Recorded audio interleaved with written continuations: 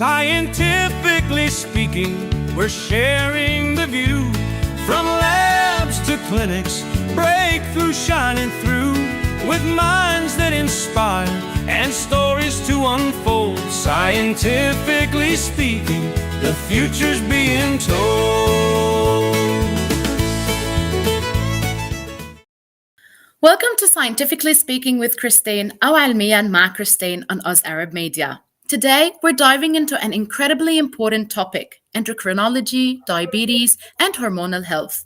From blood sugar regulation to thyroid disorders, our hormones play an important role in nearly every function of the human body. To help us unpack the science of hormones, we're joined today by an expert in the field, Dr. Anis Irani. Dr. Anis, welcome to our show. Thank you very much for having me. Thank you. Of course. Dr. Anis, you've been practicing medicine in Australia for over 17 years, and you specialize in endocrinology and acute care medicine.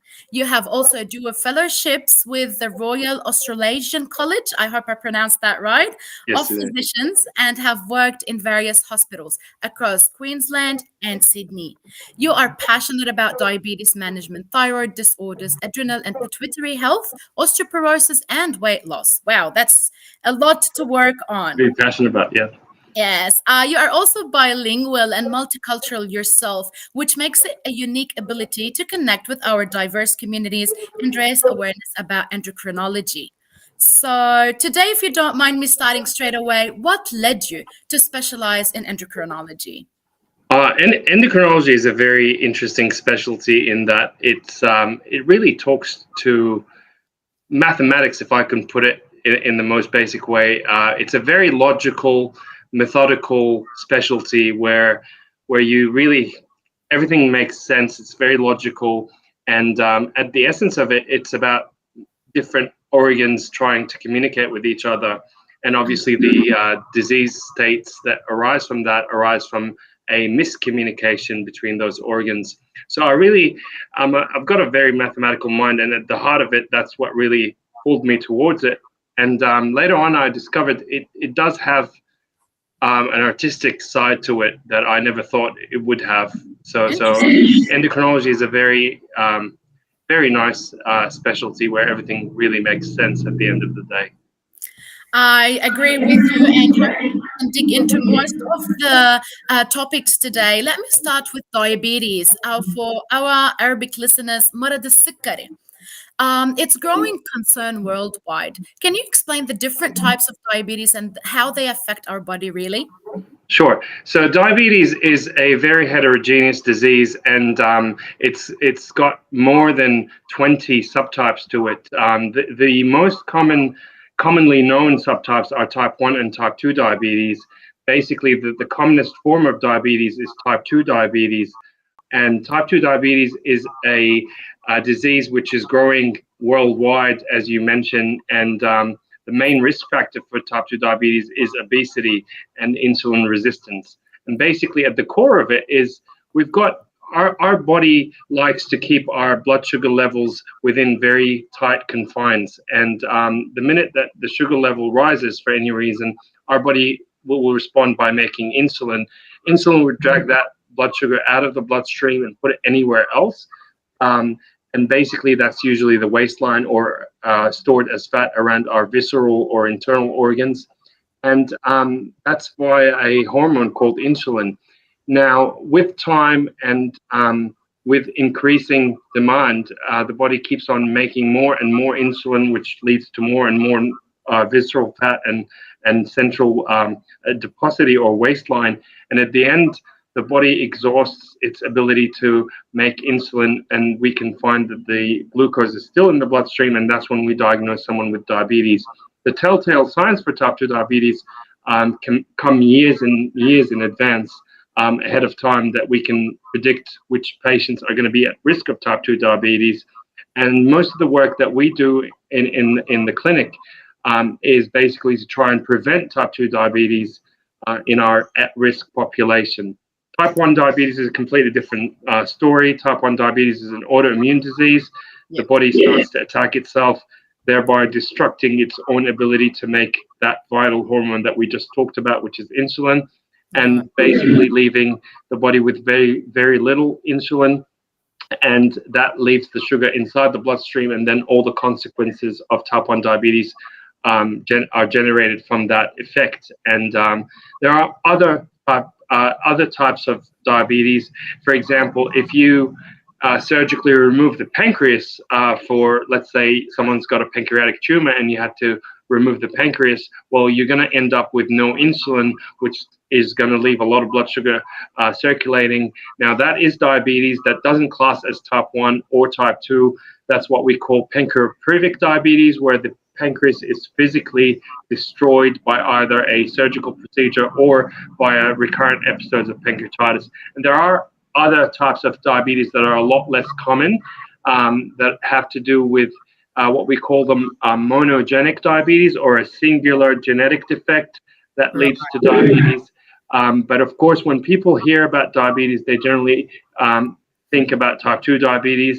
Right. And 3% of our diabetes population is type 1 diabetes, which is a totally different disease. That was a great summary for someone who does not have a medical background. So let me try and dig into those people who have or live with diabetes. Do you have any key lifestyle changes that can help them manage their condition effectively? Absolutely. So if we're talking about type 2 diabetes, I often tell my patients right at the beginning, right at the outset, that if type 2 diabetes affects two types of vessels, the small vessels, which are the eyes, the nerves, and the kidneys, and that's what we call microvascular complications. And if we control the blood sugar levels really well, we protect the eyes, the nerves, and the kidneys really well. However, type 2 diabetes also affects the big vessels, which are the heart attack risks of having a stroke, and risks of blocking the arteries to the peripheries, to peripheral vascular disease risk. Now, if someone with type 2 diabetes comes to my clinic and all I'm doing is focusing on their blood sugar control, I'm basically just protecting their small vessels, so their eyes, the nerves, and the kidneys. In order for us to provide the patient with adequate protection from macrovascular complications, i.e. to reduce their risks of heart attacks, strokes, and peripheral vascular disease, we should also focus on how much they're carrying around their waistline. As a type 2 diabetic, the more they carry around their waistline, the higher their chances of having a heart attack, a stroke, or peripheral vascular disease. And this leads me to the treatment of type 2 diabetes. So the treatment is multimodal, and it needs to focus on dietary changes, exercise, and also medications. In the medications that would produce a desirable effect at the waistline by reducing the waistline and also optimizing blood sugar control are where the research is currently headed, because basically you're targeting both the micro and the macrovascular complications. So you're reducing eye disease, nerve disease, kidney disease, but also reducing heart attacks and strokes and peripheral vascular disease. Amazing. So a very healthy lifestyle is the key, if I can say.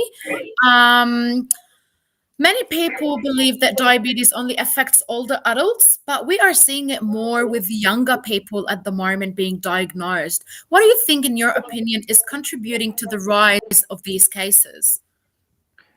So at the real heart of that question is that there's a lot of interest in answering that. That's a very smart question. A lot of interest has gone into answering that question, or attempting to answer the question. A lot of simplified answers come to mind, such as the availability of food, the sedentary lifestyle. But there are a group of people that are arguing against all of this and saying, look, even if we account for all of these factors, there is still a considerable out of proportion rise in the incidence and prevalence of type 2 diabetes. And therefore, we should really be looking a little bit more closely at the counterintuitive things. Yes, you of course you can blame it on the sugar industry and how we eat and how we live our lives and the lack of exercise, but that's just basically the tip of the iceberg. There are a lot of other factors that are thought to be at play. Nothing has been really substantiated as concrete evidence yet, but there are a few theories as to why the incidence is rising now. It's a very complicated area of medicine, and a lot of research is going into it. Amazing. At least we had an idea what's going on. I know diabetes is a very interesting topic, but I do like to tackle other topics as well with you today, Dr. Irani. Thyroid disorders are also quite common. أو العربي الغدة الدرقية. Is it Yes. right? Yes, Amazing. الغدة الدرقية. Amazing. So, yet often they are undiagnosed. What are Yes. some most common thyroid conditions, and what symptoms should people be looking for? Sure. So the thyroid gland is a gland that sits in the front part of the neck. It's shaped like a butterfly. It sends the frontmost part of the neck, and it makes a hormone called thyroxine. Thyroxine is what is the maestro, which every single cell in our body listens to. And when we've got too much thyroxine, our body goes, or our body cells go into overdrive. Everything starts to metabolically burn faster. We may get heart palpitations, weight loss, irritability, nervousness, insomnia. And when we've got too little thyroxine, it's exactly the opposite. We start to pile on weight. We start to be slow, sluggish, constipated, and basically both extremes are not good for obvious reasons. The thyroid gland can be affected by a variety of diseases. Some of those diseases can cause it to be underactive. The commonest being Hashimoto's disease, which is an autoimmune disease of the thyroid, which basically the body decides for some reason or another to attack the thyroid gland and render it underactive, and the patient will start to basically put on weight, have some cold intolerance, constipation, the blood pressure may rise, and over time, untreated, this can cause major side effects to the heart and to the blood pressure. And basically, we diagnose it with a blood test, and the treatment is very straightforward. It's with hormone replacement with thyroxine to replace the thyroid hormone. The other group of diseases are groups of diseases that cause an overactive thyroid gland. Basically, the most common, obviously, is also an autoimmune disease. It's called Graves' disease. It was named after the person who discovered it was Robert Graves, and it's got nothing to do with a grave, but that's just what his surname was. And it's a disease whereby the thyroid starts to make more thyroxine and renders the person in an overactive state, which is basically having heart palpitations, losing weight. The weight loss that comes with an overactive thyroid is not good weight loss because it's bone loss and muscle loss. So it's not a very healthy type of weight loss. And also, Graves' disease is a relapsing, remitting disease. Basically, it comes in episodes or attacks, and we treat it. In Australia, we monitor our patients initially before we administer antithyroid drugs, which are considered to be a temporary type of treatment, before we refer them onto what we call definitive treatments. The definitive treatments for Graves' disease are either surgical thyroidectomy, so removing the thyroid gland, or radioactive iodine. These are the two definitive treatments. The temporary or the temporizing measure that we use is a medication called carbimazole. Sometimes we use another medication called PTU. These are antithyroid drugs that help us regulate the thyroid or oppose the overactive state that Graves has produced. Other less common causes of an overactive thyroid are a toxic adenoma, so one of the thyroid nodules being overactive, or toxic multinodule goiter when there's more and more of them. I'll just finish with this. The one of the commonest causes of thyroid disturbance is what we call subacute thyroiditis, which is basically usually happens in young people, and usually predated by a viral infection of sorts, and then their thyroid inflames, so they get into this overactive state. And then over time, they become underactive. And then eventually, most people return to normal thyroid function. This is what we call subacute thyroiditis. It's an important thing to know, because it's important to know when to treat and when not to treat. We don't treat subacute thyroiditis the way we treat Graves' disease, for example. So we wouldn't give them antithyroid drugs. Traditionally, we would just give them symptomatic treatments to help settle their heart down, but we wouldn't try and give them antithyroid drugs, because it's a state of destruction. So the thyroid is being destroyed and releasing the hormone that's in it. So there's very little value for us to try and stop it from making new hormone. Awesome. I have a little question there. Usually, diabetes, like we can lower the intake of sugar to try to avoid diabetes, one of its types. Is there any natural lifestyle that can make us regulate or avoid thyroid diseases?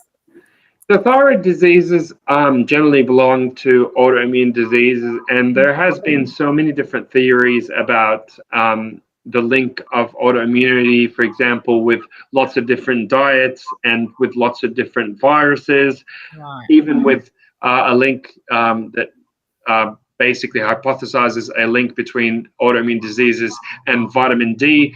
I must say, looking at all the evidence, we don't really have anything that's concrete to the point that would make me make a general recommendation to my patients to try and change something about their life to avoid an autoimmune disease. The only thing I probably would say is that make sure that your vitamin D levels are in the optimal range, because there is definitely a link between vitamin D deficiency and autoimmune disease as a whole, not just the ones that affect the thyroid. So that's one aspect that I would say it has a link. Amazing. Do you mind just translating or explaining autoimmune disease in Arabic? Yes, autoimmune disease. Autoimmune disease أمراض ذاتية المناعة، هي أمراض لا نعرف لماذا تحصل، ولكن اللي بيصير هو إنه الجسم بيقرر لسبب ما إنه يهاجم نفسه. معظم النظريات على إنها ليش بتصير، على هنالك تشابه ما بين على سبيل المثال غشاء البكتيريا ممكن أن يتشابه مثلا مع نوع من أنواع البروتينات الموجودة في خلايانا إحنا، فبيجي الجسم هو كان قصده نية كويسة، إنه هو بده يدافع عن الجسم ضد هجوم بكتيري أو هجوم فيروسي، فهو صمم هذه الأجسام المضادة حتى إنه يحاول إنه يتناول أو يعادل أو نيوترلايز الهجوم اللي جاي عليه، ولكن لسبب ما الجسم أخطأ التقدير وصار إنه الجسم هذا الغشاء البكتيري يشبه غشاء موجود أصلا عندنا، مثلا على سبيل المثال في الغدة الدرقية، فبصير الجسم يهاجم الغدة الدرقية. هاي هي أكثر نظرية شيوعا حاليا، اللي هي بالإنجليزي بسموها molecular mimicry، وهي التشابه أو التناظر الكيميائي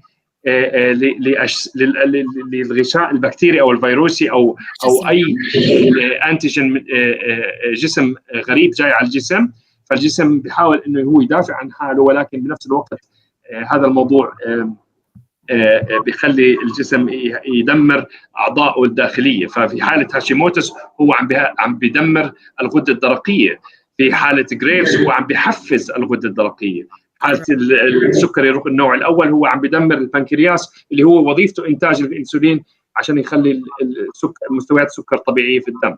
فالأمراض ذاتية المناعة من أكثر الأمراض تعقيدا في الجسم، وذلك لأنه المناعة، جهاز المناعة في الجسم هو من أكثر الأجهزة تعقيدا في الجسم.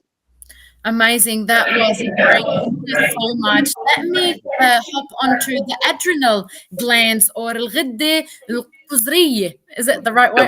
Yes, الكظرية. Yes, yes. Amazing. So it plays a crucial role in our body's response to stress. So how do adrenal disorders impact our overall health? So, The adrenal glands, so we all have two adrenal glands, one over the right kidney, one over the left kidney. We call them the suprarenal glands. In Arabic, we call them al-ghudda al-kadhariyya or al-ghudda al-fawq-kalawiyya. The adrenal gland is a very interesting place in the body because it looks like, when you look at it under a microscope, it looks like a donut. And it's got what we call the cortex, which is the outer layer to it, and the inner layer to it, which we call the medulla. And those two layers, they have two separate functions in the body. So the adrenal medulla, which is the inside of the adrenal gland, makes adrenaline and noradrenaline, which is basically the fight or fright hormone, which is our, one of the very vital hormones for life. The adrenal cortex itself is then subdivided into three layers. From the outside in, the outside part makes the salt hormone, which we call aldosterone. Aldosterone basically regulates how much salt and how much water are in our body. For example, if we are in a desert and we don't have access to water, our kidneys are gonna feel that there's not enough water, not enough minerals in our blood, and they're going to make a hormone called renin. Renin is then going to circulate and go back to the adrenal glands and tell the adrenal glands, hey, this person is now in a desert, there's no access to water. And the adrenals are going to go, okay, well, I'm going to make a whole bunch of aldosterone, which is the salt hormone.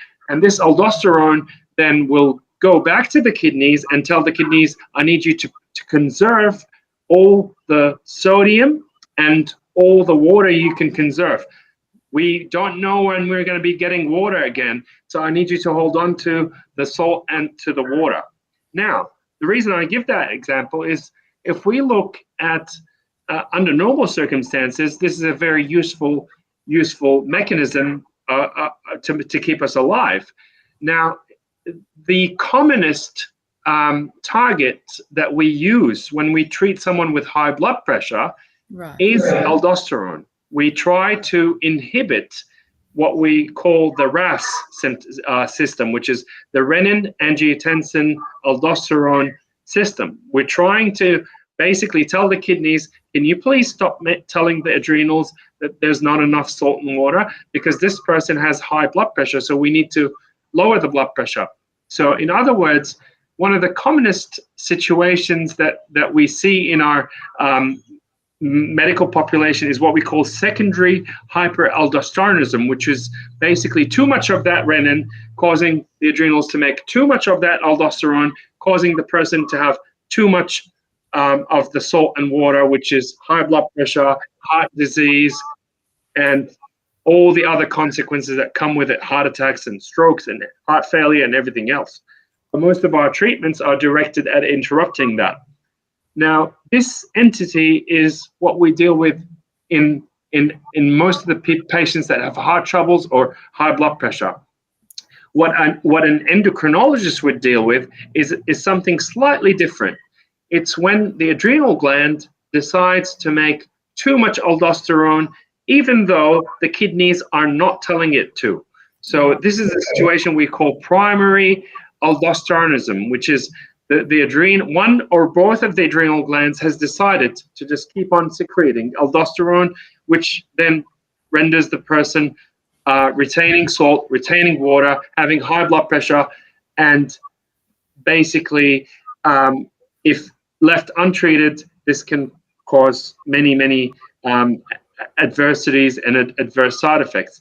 So this is the outer layer of the adrenal gland. If we move a little bit to the middle layer, it makes a hormone which we call the sugar hormone in Arabic, cortisol. Cortisol is basically vital for human life. Without cortisol, we would all drop dead. So cortisol is also our stress hormone. So whenever we're under stress or exposed to both psychological or physical stress, our pituitary gland responds by making a hormone called ACTH, which goes down to the adrenals and tells the adrenals, hey adrenals, can you make more cortisol? This person is under stress. And normally this would So for example, someone gets influenza or an infection of some sort, the pituitary would say to the adrenals, you need to make more cortisol. The cortisol would then peak for the next few days to maintain bodily functions, to maintain the blood pressure, the fluid state at a certain level. And then once that illness resolves, the cortisol levels go back, or the ACTH goes back to normal, and then the cortisol goes back to normal.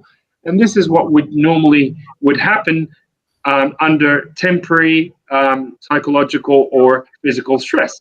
Now, obviously, if this is happening all the time, if we've got a state whereby the pituitary is constantly telling the adrenal to make too much cortisol, then too much cortisol will have adverse side effects such as weight gain, diabetes, high blood pressure, osteoporosis, an impaired immune system that can't fight infections, and skin bruises and lots of other problems. So a high cortisol for a long time is not obviously healthy for anyone. So our job sometimes is to try and delineate whether, well, first of all, is this a high cortisol state, and is it a pathological high cortisol state, meaning is there a justification? So you can't, for example, bring someone and say, yeah, you've got an infection, I'm just going to test to see if you've got too much cortisol. Well, of course they will have too much cortisol because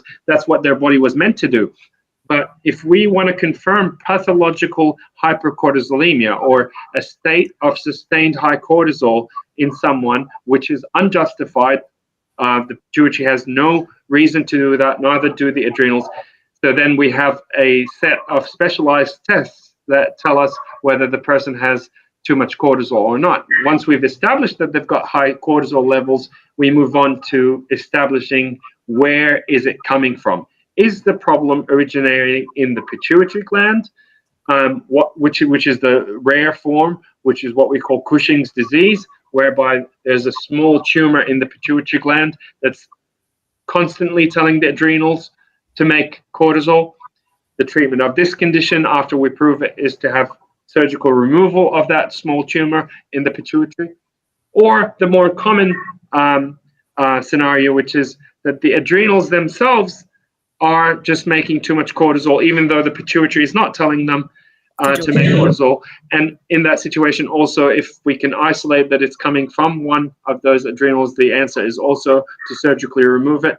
The commonest cause by far of too much cortisol is what we call exogenous hypercortisol. So someone who took steroids from the outside because of a lung condition or a rheumatological condition, and they end up with the same consequences of too much cortisol from the inside. So they will end up with obesity, type 2 diabetes, osteoporosis, high blood pressure, skin bruising, cataracts, and low immunity, and all the other consequences of a high cortisol. And obviously we see that it's what we call iatrogenic, which is when doctors themselves are responsible for this, but often doctors in that situation wouldn't have any other choice. For example, someone has life-threatening emphysema, and they need steroids to breathe, and that's the only thing.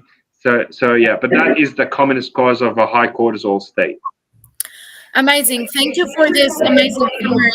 I don't know if you're hearing me properly. No. Okay. I love the storytelling, the way you actually try to bring people with no medical background into it. So thank you to that. Right. I still have 2 points I'd love to cover before I let you go today. Pituitary disorders is a very complex one as well, which is الغدة النخامية. Nukhamiya, yes. All right. Can you explain how, with maybe simple words and for a quicker time, how this gland affects our hormones and what happens when something goes wrong in there?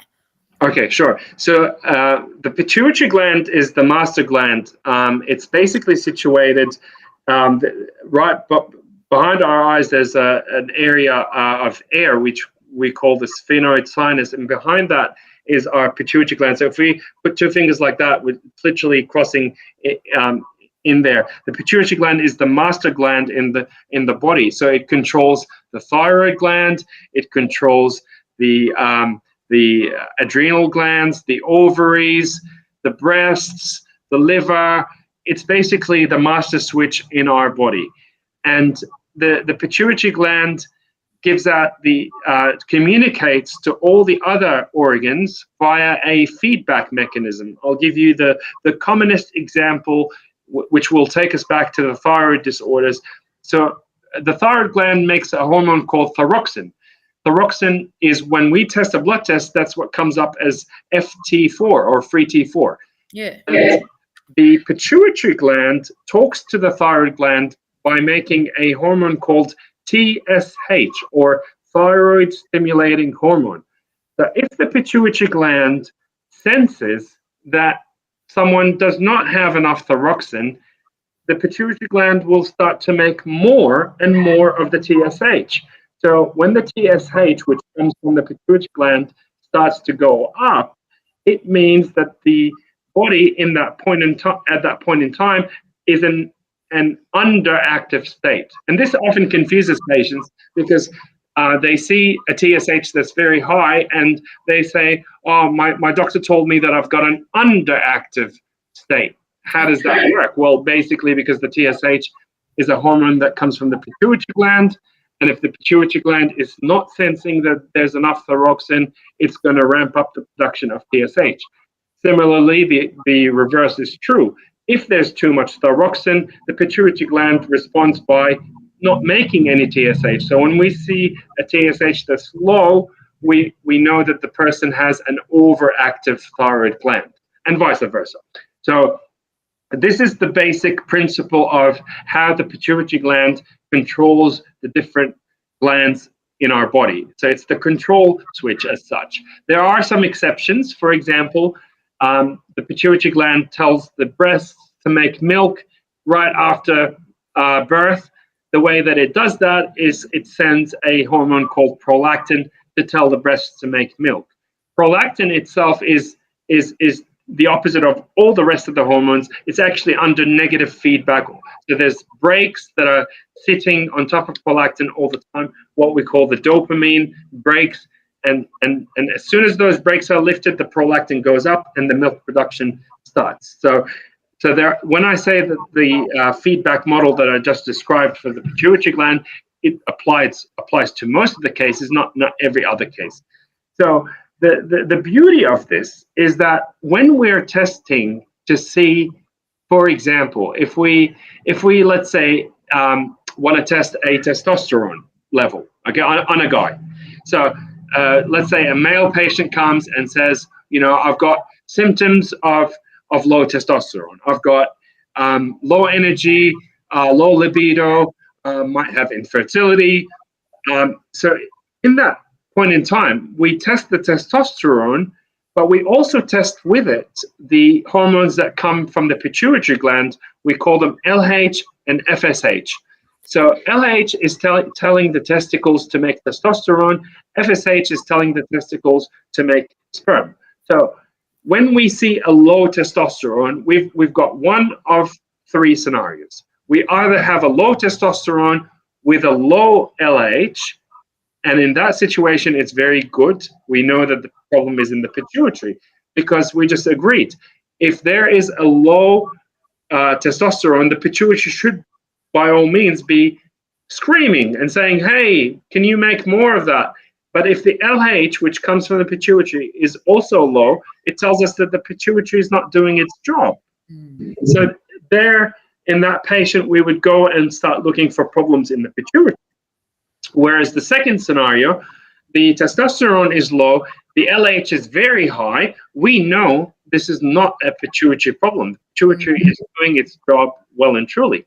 It has sensed that there is a low testosterone. It has responded by making a lot of that LH. So we go looking in the testicles.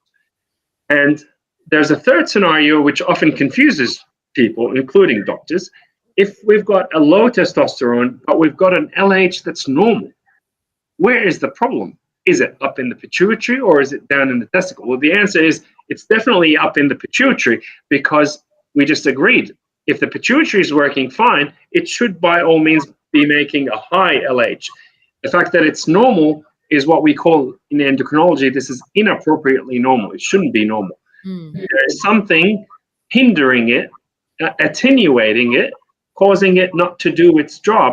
So that's where we also go looking in the pituitary gland. Now, when I say there's a problem in the pituitary gland, I don't always refer to an organic problem. Most of the problems that we see are not actually not organic problems, what we call functional problems. So we've got, for example, the commonest cause of a low testosterone in males is obesity. And the way that happens is that the pituitary gland of that patient is completely normal. The testicles are completely normal. But the crosstalk between those two organs has been interrupted by the fact that the adipose tissue is converting the testosterone to estrogen, and therefore tricking the pituitary to thinking that there's enough testosterone and estrogen, and therefore the pituitary doesn't actually respond. So when we look at the blood test, it looks like there's a problem in the pituitary. And often we have to go and make sure that there's definitely not an organic problem, but we often find that this is just a problem in the communication, not an actual tumor or infection or inflammation within the pituitary gland. So, yeah. It is a very complex system indeed, but we're glad that we have doctors like yourself who can simplify things down and hopefully keep us healthy. One last topic I'd like to dig in before I let you go today, Dr. Anis, is osteoporosis or hashashat al-idam, or what we call it in the Lebanese way, tara'u al-idam. Right? So it's often called the silent disease because people don't really realize they've got it until they actually break a bone. So what can people do to prevent osteoporosis or hashashat al-idam? That's a very good question. So osteoporosis, if we want to simplify the definition of osteoporosis, we would say it's an imbalance between the building cell, which builds new bone, what we call the osteoblast, and basically the osteoclast, which removes the bone. And you might ask, well, why do we even have an osteoclast? What does it do? Well, it's just, imagine if you're building, something with concrete. If you keep on laying new concrete but not tidying it up, you're going to have a problem. You're going to have concrete everywhere. And that's what the osteoclast does. It tidies up what the new bone that is laid by the osteoblast. So at its core, osteoporosis is an imbalance between those two cells. So the commonest cause of osteoporosis is reaching menopause, because when a woman reaches menopause, the woman would be no longer having any estrogen, and that low estrogen state tips the balance towards the osteoblast and away from the osteoblast. So that is the commonest cause for osteoporosis, and basically that, ongoing from that, you would have degradation of bone. So I'll just want to take a step back first and explain what that bone is. A very complicated structure. It's a three-dimensional structure. For example, if you get a soldier and you ask that soldier to walk 100 kilometers, the soldier will get something called a march fracture, which is a fracture of the second toe. And the reason why they have a fracture is because they've had repeated trauma into the same part of the bone. So repeated trauma into a normal bone causes stress fracture. That is completely different to less than normal force in an abnormal bone. So osteoporosis is when, for example, someone bumps, very trivial bump, very trivial trauma that would not normally cause a fracture, but because the bone is not normal, the bone will then fracture. This is why osteoporosis is such an important disease to recognize and to treat. And the reason for that is because if the patient has a fall that would normally not cause them to break any bones if they were in their 30s or their 40s, but now that they have osteoporosis, even lesser than normal, would cause them to have a fracture. So when we look at the risk factors for osteoporosis, we would learn how to prevent it. So for example, there are lifestyle factors that affect osteoporosis. So there are some nutritional factors, malabsorption, smoking, alcohol intake, lack of weight-bearing exercise. like, for example, this is the clearest example that I can give. Astronauts get osteoporosis if they are not careful about the gravitational exercises that they do in outer space. And the reason for that is because they're in outer space. There's no signal of gravity, so the bones think, oh, there's no gravity, I don't need to make bones. So they end up with osteoporosis. So that was very well recognized early on in the in NASA, and they actually created all these bikes and centripetal forces to give the bone that signal, and they had a protocol for the astronauts to do. So weight-bearing exercise is one of the most important things that we can do to prevent osteoporosis, and that means either weight resistance training or walking uphill. The more signal our bones receive, the more bones our bodies are going to build. So, for example, swimming is great for your heart, but swimming is not going to have a lot of impact when it comes to osteoporosis because you're not going against gravity, you're floating. So that just highlights that example. In terms of treatment for osteoporosis, the two main drugs that we have, the two main categories, are either anti-resorptive treatments, which are medications that stop the action of that osteoclast, the one that chews away the bones. In more extreme circumstances, there are two medications that we can use to build new bone, what we call sequential treatment. We would give the patient either 18 months of a medication called teriparatide or 12 months of a medication called romosozumab, followed by the anti-resorptive treatments. So the anabolic treatments are reserved for the most severe cases of osteoporosis. We use them selectively in our patients who are at high risk. One last point, and this is last but not least, the single most important thing to do with osteoporosis as a doctor is for us to look for a secondary cause. So before I say to someone, oh yes, here's the treatment, I have to have made sure that I have eliminated any causes for osteoporosis. The main things are problems in the thyroid, problems in the parathyroid, problems in absorption or vitamin D or celiac disease, multiple myeloma, which is a cancer of the bone marrow itself, and an overactive or a high cortisol state. So at the end, it all really links together, endocrinology, because that's now I understand. Yeah. Amazing. Dr. Anis, I thank you so much for joining us today, for the time and effort you put into this interview. Where can our listeners learn more about your work or book a consultation? So the clinics are available in Smithfield. We offer a preventative health program, a weight loss program, weight management program, as well as all the major disciplines. Again today, I'm sorry, but maybe next. That's okay. That needs a whole hour by itself. I know. And if we have people out of Sydney, Doctor, because we know which we're talking to you from now in Queensland, is there any way we can see you there as well? Yes, we do. We do offer a video consult as well. Yes. Amazing.